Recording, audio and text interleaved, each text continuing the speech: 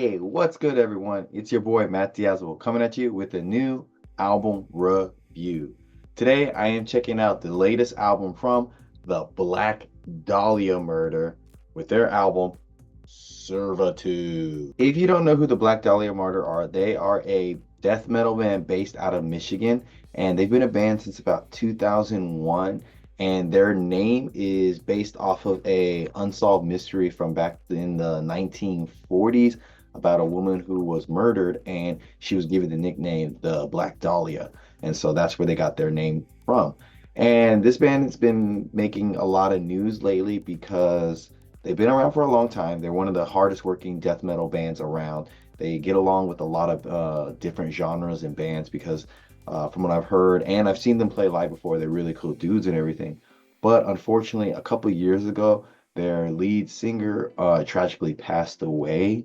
And so the band was in a very uncertain, I guess, time and not too sure where they wanted to go. And the band continued on as with the same name. And their oldest member of their band, the guitarist, shifted roles and moved on to vocals for this latest album. And this is the first album they've had since their lead singer passed away. The band is making a return after that hardship they endured a few years ago. And I hate to add to that hardship, but this new album, Servitude, does not feel like a band who's ready to come back after such a hard endeavor. The album feels very unfinished, repetitive, and it seems like it's lacking any creative ideas from their previous work. Like there's nothing really too refreshing here. The biggest problem with this album, I think, was that there wasn't that much innovation here. There wasn't anything that really stuck out about the songs, except for maybe like two songs, but majority of the songs just kind of came and went. Compared to like their older sound, there usually at least one or two songs that really stuck with me whenever I listened to this band. But this particular album, nothing really grabbed my attention that much. Now, I won't take away that the band and the songs here sound really heavy. They're playing really fast. I'll give them that for sure. But if you rearrange this whole album and told me like, hey, can you name these songs? I wouldn't be able to because they all kind of blend together and just feel very similar to one another. Like I said, there were two songs on here that really stuck out. And I think one of those songs was Mammoth's Hand. It has a very unique and almost like prog-like feel to it. So the song feels very refreshing and just a little bit more fleshed out compared to the other songs. So I'm going to play a clip of that song for you right now.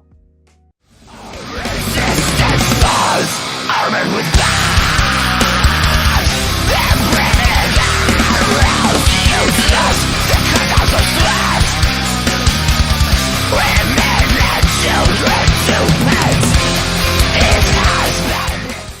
I think the slower riffs here make the song a little bit more refreshing compared to the other fast songs. And I guess if you had to pick out something from the band that just didn't really sit that well with me or just didn't sound that great, were the riffs. They sounded very repetitive and just kind of all similar, especially the guitar solos. And I think the problem with the solos is that they put them in every song minus the interlude, and whether it be long or short, they're just always there. So they don't like the impact of the solo isn't that great when you put them on every song. And I will say the riffs at times, like on Servitude and Mammoth, they have some moments where they do sound fleshed out and a little bit heavy.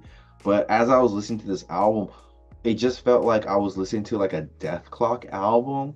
Like it didn't seem to be that I know they were probably taking this album very serious, but it just came off very cheesy in a way. The bass has some moments of sounding really beefy on this album. Unfortunately, a lot of the times it just seems like it kind of gets either washed away or you don't really hear it, and so it just gets lost in the mix. I will say though, on the songs Asserting Dominion, I think that's how you pronounce it, and Panic Hysteric, the bass does have a little bit of a beefy sound to it, but outside those songs, it doesn't really resonate with you that much. So I want to play a clip of Asserting Dominion so you can get a sense of that bass they have here.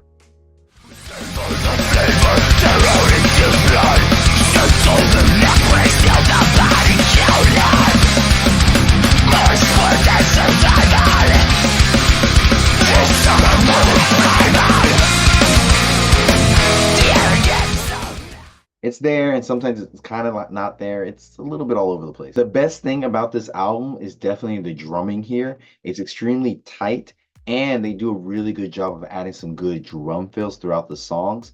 It definitely helps make the songs feel more dynamic and more fleshed out with the tight drumming here, particularly on the songs Aftermath and Curse Creator. They do some really good fill playing here and some good, I want to say China slash hi-hat tapping and hits that really, just give the song a little bit more of a unique and fresh feeling to it. So I want to play a clip of Aftermath for you so you can get a sense of those drums.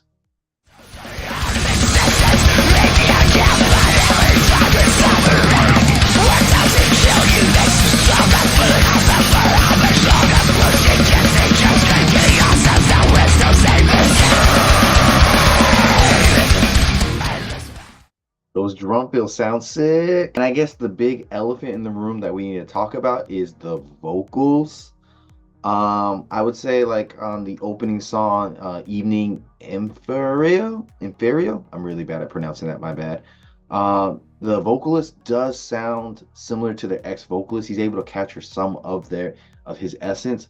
And I know he probably isn't trying to do his vocal style, but it does sound like him a little bit, the ex-vocalist, but just a little bit different. In my conclusion, I think like the band is really trying to make something happen here, and it feels very forced at times because you're getting like the same repetitive song over and over, and it just lacks the certain charm they had before. Maybe they might have a better and more refined sound after this album, but this album feels like a bit of a misstep after everything they've gone through, and terrible loss to their homie and everything. So shout out to Trevor from Black Dahlia Murder. Rest in peace, homie. So I would say this latest album from Black Dahlia Murder is a decent and solid 5.5 out of 10. Links down below. Tell me what you think of this album. And like always, guys, I will see you in the pit. Good things about you.